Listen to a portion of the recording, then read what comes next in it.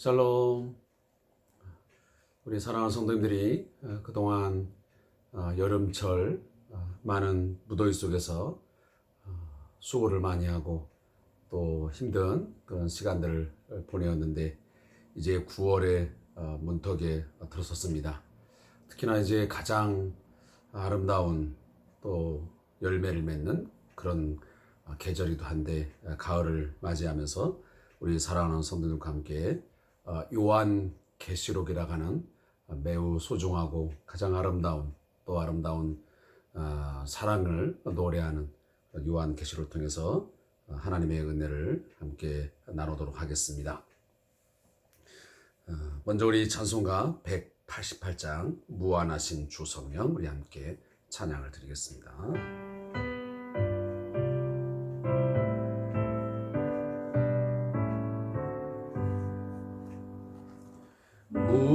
무한하신 주 성령 우리 얻은 성품에 생명빛을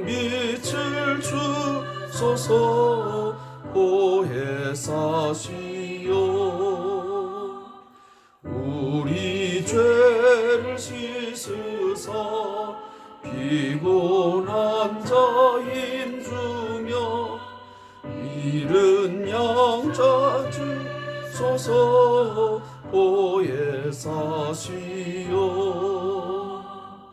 우리 마음의 평안을 이슬같이 내리사 열매 맺게 하소서 보혜사시여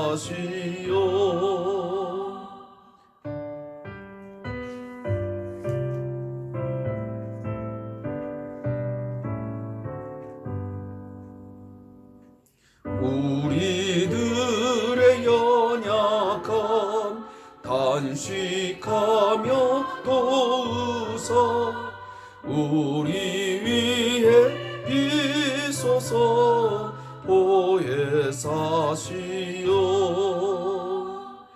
예수 말씀 따라서 아버지라 부름을 밝히 가르치소서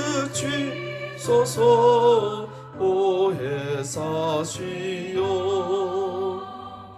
영생하는 인친병 기업 얻을 증거니 전국 인도하소서 보혜사시여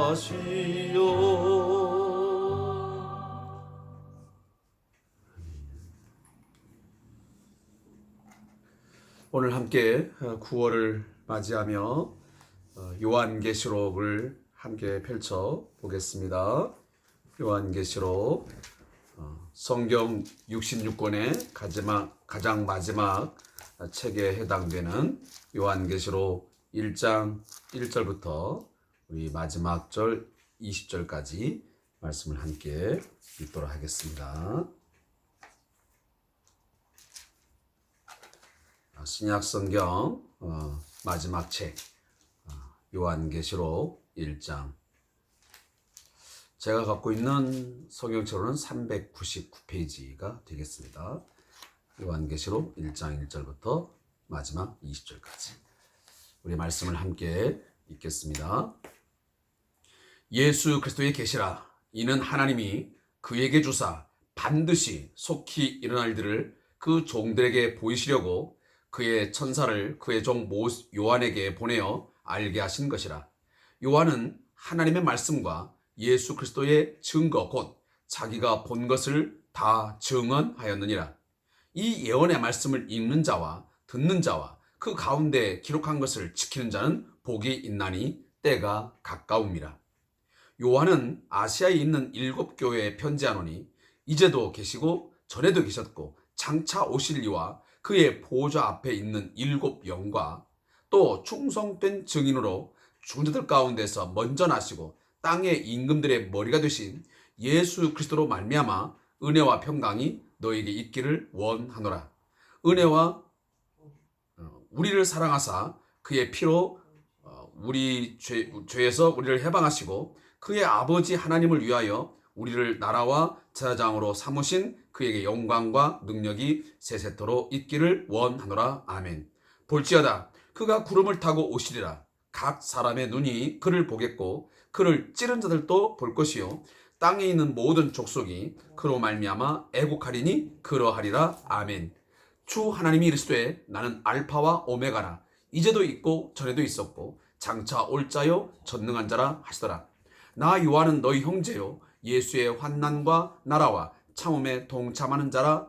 하나님의 말씀과 예수를 증언하였으므로 말미암아 밤모라 하는 섬에 있었더니 주의 날에 내가 성령에 감동되어 내 뒤에서 나는 나팔 소리 같은 큰 음성을 들으니 이르되 네가 보는 것을 두루마리에 써서 에베소, 서머나, 버가모, 두아디라, 사대, 빌라델비아, 라우디게아 등 7교회에 보내라 하시기로 몸을 돌이켜 나에게 말한 음성을 알아보려고 돌이킬 때에 7 금촛대를 보았는데 촛대 사이에 인자 같은 이가 발에 끌리는 옷을 입고 가슴에 금띠를 띠고 그의 머리와 털에 희기가 흰 양털 같고 눈 같으며 그의 눈은 불꽃 같고 그의 발은 풀무불에 단련한 빛난 주석 같고 그의 음성은 맑은 물소리와 같으며 그의 오른손에 7뼈리 있고 그의 입에는 좌우에 날선검이 나오고 그 얼굴은 해가 힘있게 비치는 것 같더라. 내가 볼 때에 그의 발 앞에 엎드려져 죽은 자 같이 되매 그가 오른손을 내게 얹고 이르시되 두려워하지 말라. 나는 처음이요 마지막이니 곧 살아있는 자라. 내가 전에 죽었었노라. 볼지어다 이제 세세토록 살아있어 사망과 음부의 열쇠를 가졌노니 그러므로 네가 본 것과 지금 있는 일과 장차 될 일을 기록하라. 네가 본 것은 내 오른손에 7별의 비밀과 또 7 금촛대라. 7별은 7교회 사자요 7 촛대는 7교회니라. 아멘. 저와 함께 9월 또 10월 달은 요한계시록 1장부터 마지막 22장까지의 말씀을 매일매일 묵상하게 되었습니다. 사랑하는 성도 여러분, 우리가 요한계시록 하면 굉장히 어렵고 또 그 해석이 다양하기 때문에 많은 논란이 일른 그런 책 우리는 이미 익숙해져 있습니다. 특히 이단들이 이 요한계시록을 억지 해석을 통해서 또 자신들의 어떤 자의적인 해석을 통해서 어찌 보면 아전인수격, 그러니까 자신들에게 유익이 되는 식으로 이 성경을 해석을 하여 어떤 이단 집단 또 사이비 종교의 어떤 교주 또 그들을 따르게 하는 그렇게 하는데 매우 유용하게 사용했던 어떻게 보면 오용했던 책이 바로 이 요한계시록입니다. 물론 앞으로 요한계시록을 우리가 묵상하면서 반복하겠지만 요한계시록이라는 이 책이 결코 그렇게 임의적으로 인간이 해석할 수 있는 마음대로 해석해서 자신의 어떤 사상을 거기에 집어넣어서 말할 수 있는 그런 내용이 아닙니다. 요한계시록은 동일하게 오늘 우리에게 주시는 매우 우리의 신앙과 삶의 유일한 표준이요 하나의 법칙이 되어 있습니다. 따라서 우리가 요한계시록을 공부를 하면서 어떤 먼 미래의 어떤 되어질 일, 이런 미래를 예측하는 그런 책으로만 우리가 취급할 일은 결코 아닙니다. 요한계시록은 말 그대로 예수님의 초림부터 그리고 예수님의 재림까지를 총망라하는 종말론적인 그런 메시지가 이 본문에 담겨져 있습니다. 특히 오늘 이 주삼 교제를 쓰신 이 저자가 밝히고 있는 내용이지만, 이 요한계시록을 저술한 목적은 뭐냐면, 당시 로마 제국이 기독교를 아주 강하게 박해를 했습니다. 기독교야말로 로마 제국이 형성되어오는 과정에 암적인 존재였습니다. 왜 그러겠습니까? 로마 제국에서 가장 중요한 사상은 뭐냐면 황제 숭배 사상이었습니다. 황제가 곧 주요 왕입니다. 황제의 말 한마디면 인간의 생사화복이 다 좌지우지 되는 것이 당시의 최고의 가치였습니다. 그리고 가장 중요한 핵심 사상이었던 것이죠. 이것이 무너져버리면 로마 제국은 무너지는 것입니다. 오늘날 저 북한이라고 하는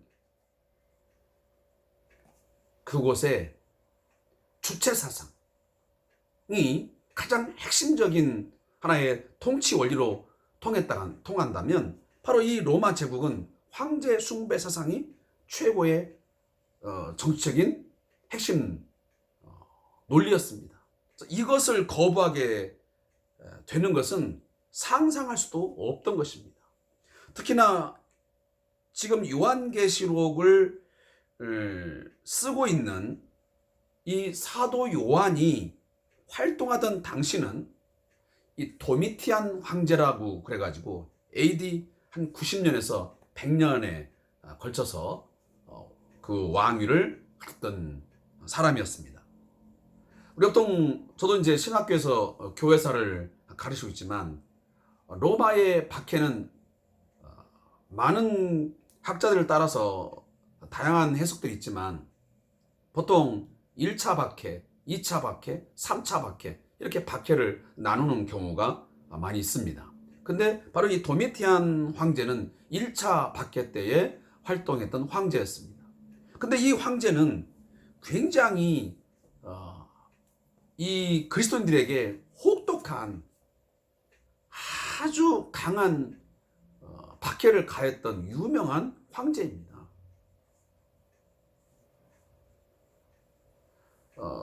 특히 이 도미티안 황제 전까지만 해도 죽은 황제에게만 주와 그리고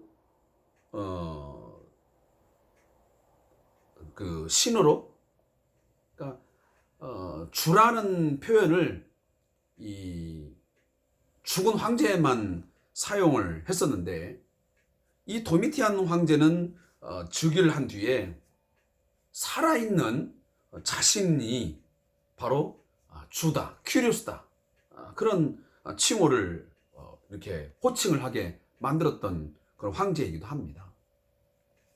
그냥 오늘도 나오지만 따라서 이 자신의 그 황제에 대한 숭배를 철저하게 요구했기에 거기에 대해서 이제 반대하는 가장 큰 그룹이 누굽니까?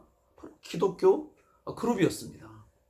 기독교라고 하는 이 종교 그룹은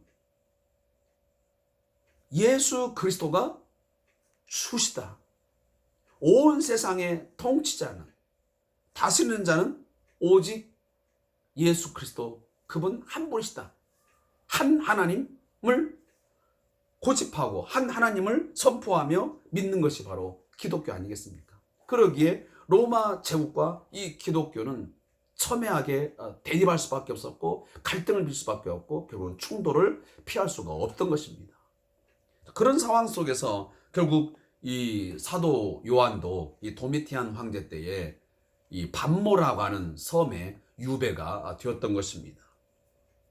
지금도 저는 이제 성수순례 가보지 않았지만 거기를 순례하신 분들에 의하면 이 반모라는 곳에 가면 사도 요한이 그 유배 생활을 하면서 기거했던 곳, 또 생활상 이런 것들을 어느 정도 볼 수 있다라고 합니다.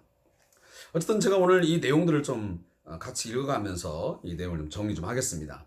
이 저자 및 기록 시기는 요한계시록 저자는 예수님의 12제자 중에 한 명이었던 바로 요한입니다. 요한은 우리들이 이미 사복음서를 통해서 보시면 알지만 정말 많은 사랑을 받았던 그런 제자이었습니다. 그리고 요한복음과 바로 이 요한계시록 그리고 요한 1, 2, 3서 이런 책들을 쓰기도 했던 것이죠. 그리고 본서는 로마의 그 도미티안 황제의 통치 시기 때에 기록된 것으로 그렇게 추정을 하고 있습니다. 저술 목적은 뭐냐 하면 그 당시에 도미티안 황제 때에 그 황제 숭배를 거부하는 이 기독교 성도들에 대한 큰 박해가 너무도 강력했기 때문에 그 로마 제국의 힘에 많은 성도들이 넘어지는 거죠. 흔들리는 거죠. 그래서 기독교 신앙을 버리고 로마 황제 숭배 세상으로 넘어가는 그런 경향들이 있을 수밖에 없었던 것입니다. 그러하기에 하나님께서는 이 사도 요한을 통해서 이 편지를 요한계시록의 편지를 전달할 수밖에 없었던 것입니다. 그러면서 세상 나라는 반드시 멸망을 하게 되어 있다. 아무리 로마 제국이 그 황제가 지금은 강력한 힘을 갖고 있고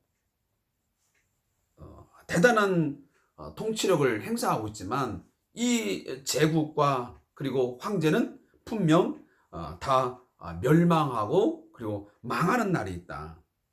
그렇지만 예수님이 통치하시는 그 하나님의 나라는 반드시 서게 될 것이고 영원히 승리하게 될 것입니다. 그러니 지금 박해 가운데서 핍박 가운데 있는 성도들이요, 그 세상과 마귀의 세력으로서 지금 우리를 공격하고 있는 이 로마 제국의 힘에 대해서 결코 굴복하거나 두려워하거나 또 낙심하지 말고 절망하지 말고 하나님이 반드시 저들을 심판하시고 멸망시킬 것이니 당신들이 반드시 하나님께서 승리하게 하실 것이니 안심하고 그리고 끝까지 믿음을 지키십시오. 그런 뭔가 신앙적인 위로와 또 격려 또 소망을 주시고자 하는 그런 의도에서 이 요한계시록이 저술되었던 것입니다. 그래서 주요 메시지가 뭐냐라고 했을 때 로마 황제가 아무리 강해도 바벨론 제국처럼 강력한 힘을 가진다 할지라도 반드시 온 세상을 다스리는 하나님과 예수 그리스도를 통해서 성령을 통해서 그 나라는 완전히 망하게 되고 그 강력함은 하루아침에 다 무너져 버릴 것이고 성도들이 하나님의 보호 속에서 반드시 승리하게 될 것이다. 그러니 마지막까지 그리스도의 신부로서 교회 공동체는 끝까지 믿음을 지키고 신앙적인 순수함과 그리고 신앙적인 깨끗함을 잘 유지하면서 거룩한 신부로서 준비되어 가십시오. 그러면 반드시 새 하늘과 새 땅이 이루어지는 그 하나님의 나라가 완전히 성취될 때에 바로 그 영광에 그의 어떤 잔치에 성도들이 참여할 수 있습니다. 그래서 믿음의 결국은 우리의 전인적인 구원을 얻게 되는 영광이 주어질 것입니다 하는 것이 주요 메시지입니다. 이제 오늘 1장 1절부터 이제 8절까지의 말씀을 정리하면 바로 가장 1절이 중요한 거예요. 1절이면 예수 그리스도의 계시라. 이는 하나님이 그에게 주사 반드시 속히 일어날 일들을 그 종들에게 보이시려고 그의 천사를 그 종 요한에게 보내어 알게 하신 것이라 라고 말씀합니다. 하지만 요한계시록은 사도 요한이 임의적으로 창작한 고안해낸 글이 아니면 편지가 아니라는 것입니다. 이 요한계시록은 철저하게 예수 그리스도의 계시다.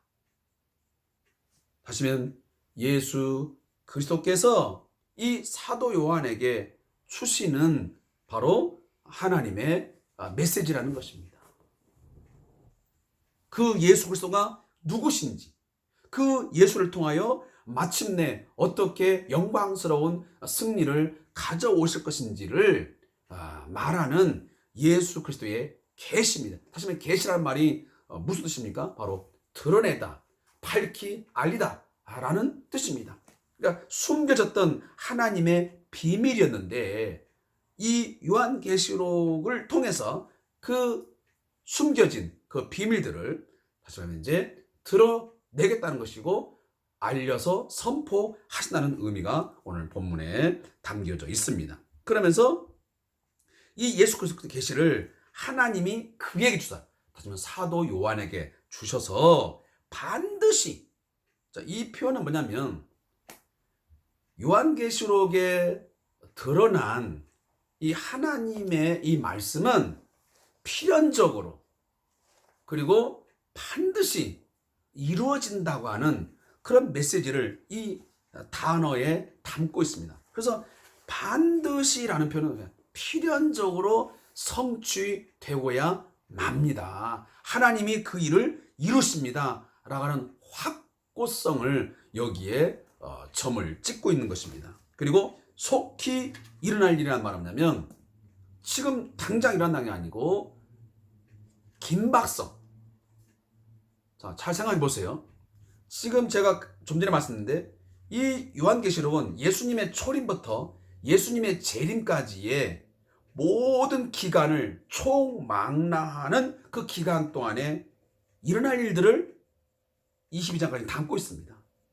우리가 볼 때는 굉장히 긴 몇천 년의 또 몇만 년의 시간이 될지도 모르지요.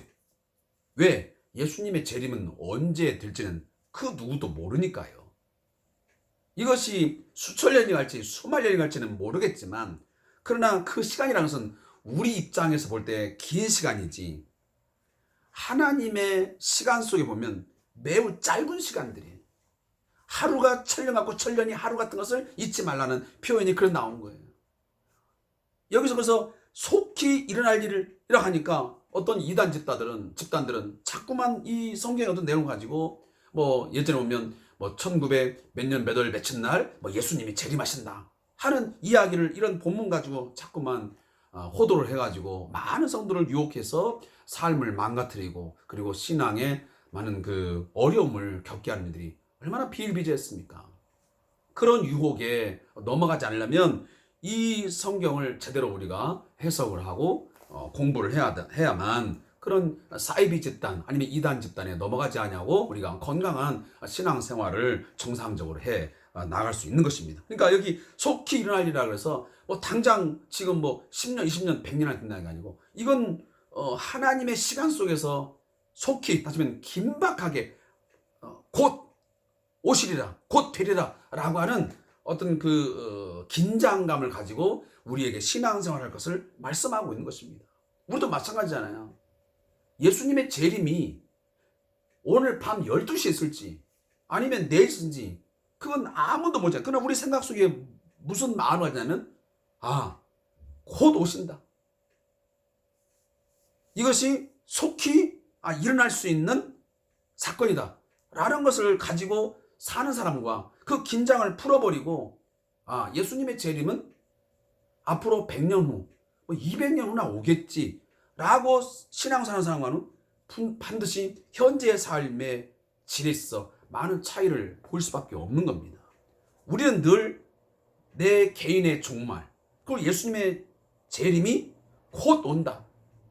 지금 앞으로 1시간, 2시간 후에도 있을 수 있다고 하는 어떤 그런 긴박성, 어떤 긴장감을 가지고 신앙생활을 해야만 우리가 좀 더 의미 있고 그리고 가치 있는 그런 시간들을 우리가 보낼 수 있으며 또 건강한 삶을 우리가 유지해 나갈 수 있는 것이라고 생각이 됩니다.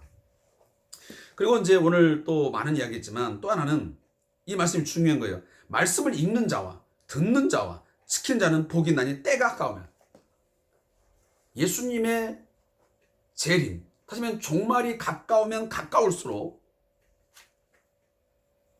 읽는 것, 듣는 것 중요합니다.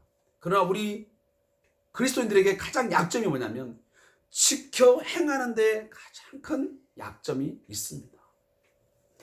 우리가 너무도 읽는 것 잘합니다. 성경을 뭐 1년에 뭐 3도겠네, 뭐 10도겠네, 또 어떤 사람은 평생 뭐 100독을 했네. 읽는 건 너무 잘합니다. 또 듣는 것 얼마나 열심입니까? 방송 설교를 통해서, 유튜브를 통해서 또 이처럼 여러 가지 다양한 법에서 우리는 하나님 말씀을 듣고 있습니다. 근데 중요한 것은 우리가 지켜 행하는 삶이 없다는 것입니다.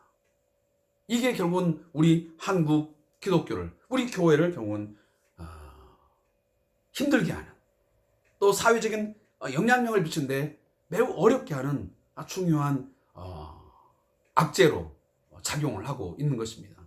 따라서 사랑하는 성도 여러분, 우리가 읽는 것, 듣는 것 중요합니다. 그러나 그것보다 더 중요한 것은 우리가 읽고 들은 것을 마음에 새기고 지켜 행할 때에 복이 진정 주어진다는 사실을 잊지 마시길 바랍니다. 그래서 예수님도 말씀하시기를 너희가 정말 어떤 사람이 복이 있느냐? 이 말씀을 지켜 행하는 자는 창수가 나고 바람이 불고 뭐해도 무너지지 않는 반석 위에 지은 집 같다.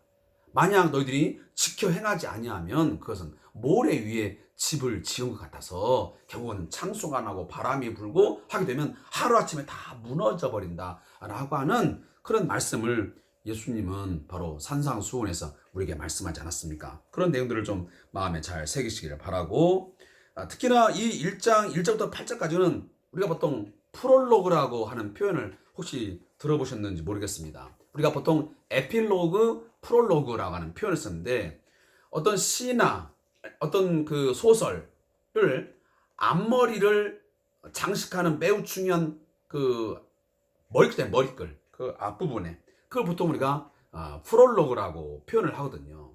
그래서 이 소설가가 아니면 어떤 시를 쓰는 사람이 그 앞부분에 있어서 앞으로의 내용이 어떻게 전개될 것인지를 가장 집약적으로 잘 표현해 놓은 맥락을 말하는 것이 바로 이 프롤로그라고 하는 표현입니다.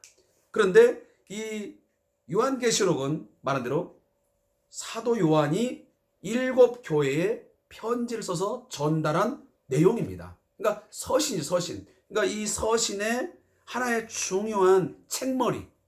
앞으로 이 편지의 내용이 어떻게 전개될 것인지를 그 맥락을 집약적으로 말씀한 것이 바로 이 1장 1절부터 8절까지의 내용입니다. 그래서 1절부터 8절까지의 내용을 여러분들이 잘 살펴야만 앞으로 요한계시록이라는 것이 어떤 내용이고 그 전체적인 내용이 어떤 맥락 속에서 펼쳐지고 그 내용이 이야기되는지를 알 수 있는 것들이에요. 그래서 제가 아까 말씀드린 거냐면 요한계시록이라는 것은 초림부터 재림까지, 왜 7절과 8절 오면 예수님의 재림을 지금 이야기하고 있거든요. 그러니까 도미티안 황제 때에 사도 요한을 통해서 지금 이 편지를 쓰고 있는데, 이 이야기는 당시에 7 교회가 얼마나 힘든 시간을 보냈겠습니까? 황제 숭배를 거부한다고 그래가지고 막 잡아다가 사람을 죽이고 또 짐승의 밥이 되게 하고 화형에 처하고 혹독한 박해가 가해지는 상황 속에서 이들에게 뭔가 믿음을 견고하게 하고 강화하게 하기 위한 뭔가 메시지를 전달했는데, 그 상황을 충분히 지금 인식하면서 이 편지를 쓰고 있는 것입니다. 그래서 이 편지는 당시의 어떤 문화적 그리고 사회적 역사적인 배경을 충분히 이해하면서 이 본문을 읽어 나가야만 여러분들이 제대로 이 성경을 해석할 수가 있는 것입니다. 그래서 당시의 7 교회의 상황을 지금 염두에 두면서 이 편지를 쓰고 있고, 그리고 또 하나는 마지막 예수님이 재림할 때까지의 그 종말론적인 그 상황 속에서 교회 공동체가 앞으로 신앙을 어떻게 유지하고 어떻게 교회 공동체가 삶을 살아가야 되는지, 거기에 대해서 총망라하는 그런 내용으로 전개해 가겠다라는 것이 이 프롤로그에 나와 있는 것입니다. 제가 그냥 그 상식적으로 얘기한다면 그러면 뭐냐면 에필로그라고 하는 것은 뭐냐면 에필로그는 마지막 그 글 종결 부분에서 이 내용의 어떤 그 중심, 핵심은 이런 거였다라는 것을 마지막 정점을 찍어줄 때에 쓰는 맺은 말, 그 맺은 글들이 바로 이 에필로그라고 우리가 보통 소설이나 시에서 이제 이렇게 명명을 하거든요. 근데 이제 오늘 이 프롤로그라고 하는 해당되는 부분이 이 1절부터 8절까지의 내용이다 하는 것을 여러분들이 좀 이해하셨으면 좋겠습니다. 그래서 일곱 교회에 오늘 편지를 하고 있는 내용으로 나와 있다는 내용입니다. 그래서 제가 저자의 묵상을 한번 읽겠습니다. 반모섬의 요한에게 나타나신 예수님은 그가 생전에 알던 모습이 아니었습니다. 불꽃 같은 눈, 주석 같은 발, 엄청난 위험의 목소리 등은 예수님이 강력한 권세를 가지신 심판자이심을 보여주는 것입니다. 예수님이 이 모습으로 자신을 계시하신 이유는 당시 요한과 성도들이 강력한 세상 권세, 다시 말하면 로마 제국으로부터 심한 핍박을 받고 있었기 때문입니다. 그들은 로마 황제의 실제적인 권력 앞에서 두려워 떨어야 했고 세상의 핍박으로 인해 고통을 겪어야 했습니다. 이런 상황에서 성도들은 예수님이 아무런 힘과 영향력이 없는 무력한 분이라고 생각할 수 있을 것입니다. 그러나 예수님은 강력한 권세자의 모습으로 자신을 드러내셨던 것입니다. 이 세상 권세가 아무것도 아니며 결국 예수님이 이 땅을 심판하실 참된 주권자임을 보여주고자 하신 것입니다.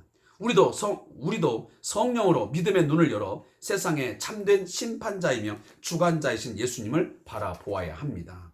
그래서 오늘 보면 그의 머리털에 희기가 흰 양털 같고 눈 같으며 그의 눈은 불꽃 같고 풀무에 단련한 빛난 주석 같고 그의 음성은 맑은 물. 이 내용들이 전부 다 뭐냐면 아주 강력하고 위험 있는 능력 있는 그러한 강력한 부위라는 것을 연상하기 위해서 이 비유적으로 다시 말하면 우리들이 상상할 수 있는 그런 단어들을 통해서 이 본문을 이야기하고 있는 것입니다.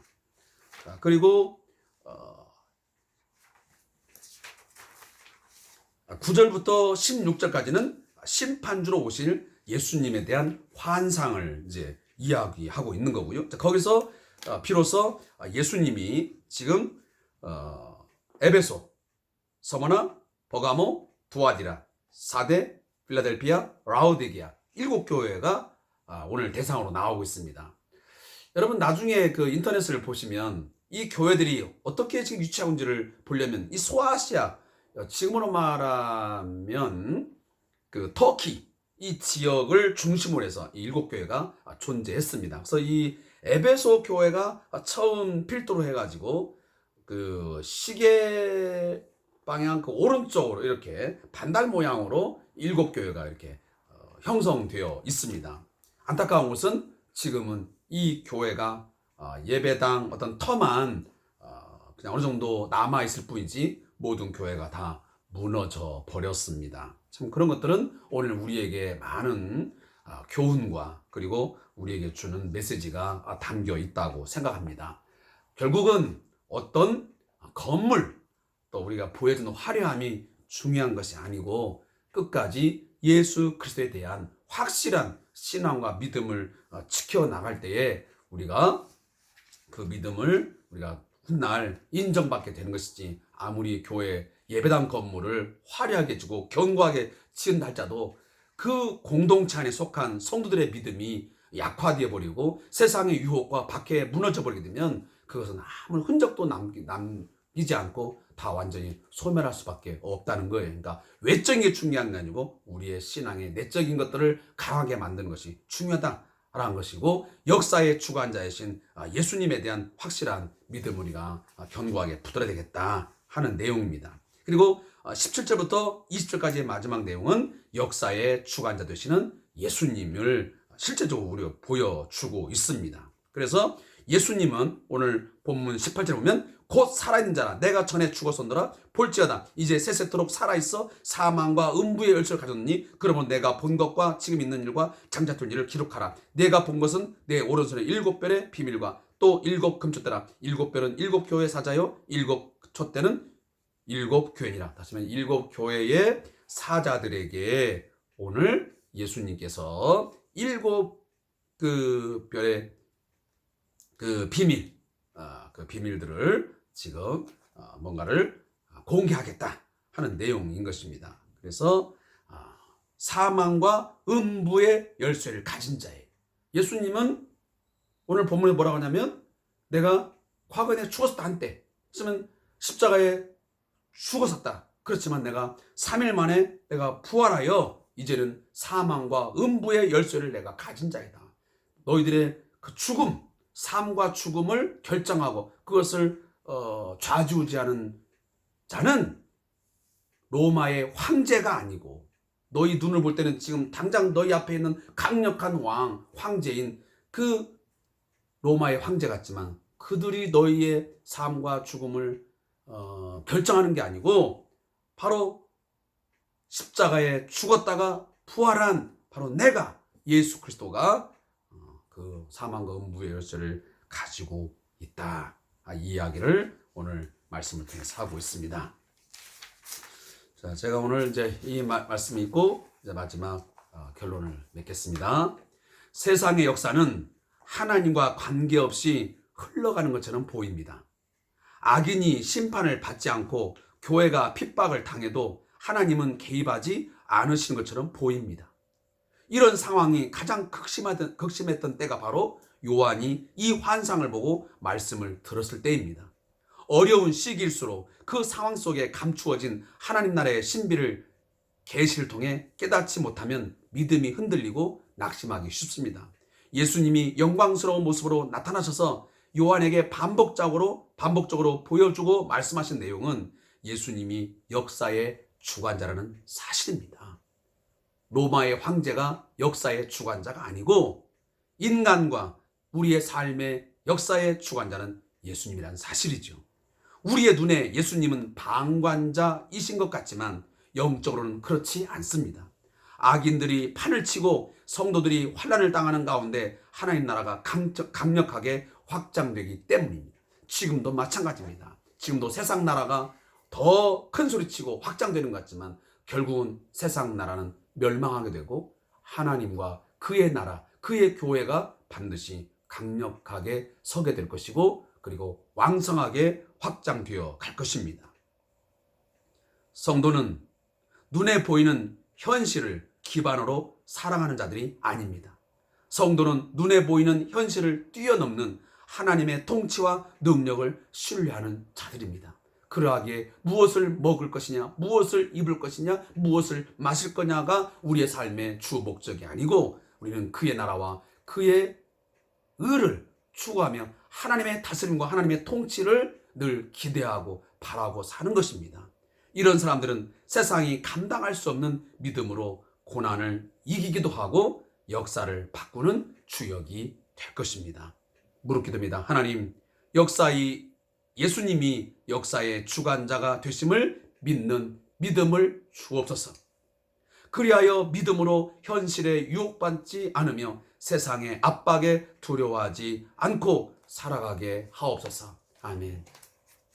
마지막입니다. 사랑하는 성도 여러분, 코로나19 팬데믹 상황 속에서 코로나가 또 그 모든 것들이 나의 삶을 또 우리의 삶을 위협하고 있고 때로는 우리의 모든 것들을 다 앗아가 버리고 우리가 죽을 것 같은 생각이 들고 모든 것이 다 멸망으로 끝장날 것 같지만 교회 공동체가 무너질 것 같지만 그러나 그렇지 않다는 사실입니다. 이 모든 상황 속에서도 이 역사의 주관자는 하나님 한 분이시고 예수 그리스도께서 역사의 주가 되십니다. 그것을 우리가 끝까지 믿고 신뢰하면서 오늘도 믿음을 지켜나가는 우리 성도들 되시기를 다시 한번 부탁합니다. 아무쪼록 9월달 우리가 이 요한계시를 통해서 묵상할 텐데 다른 것도 마찬가지지만 특별한 이 요한계시록은 한 시간 말씀을 여러분 잘 배우시고 여러분들이 확실하셔서 결단코 사이비 종교 집단에 이단에 빠진 일이 없기를 부탁을 드립니다. 고맙습니다.